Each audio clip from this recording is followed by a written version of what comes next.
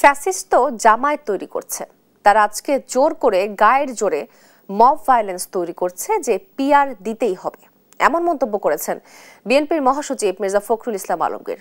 সোমবার রাতে ঠাকুরগাঁও প্রেস ক্লাবে সাংবাদিকদের সঙ্গে মতবিনিময় সভায় এসব কথা বলেন তিনি।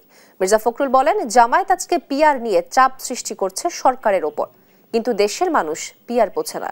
দেশের মানুষ চায় দ্রুত নির্বাচন, সরকারকে গণভোটের আগে জাতীয় নির্বাচন দেওয়ার দাবি জানান তিনি।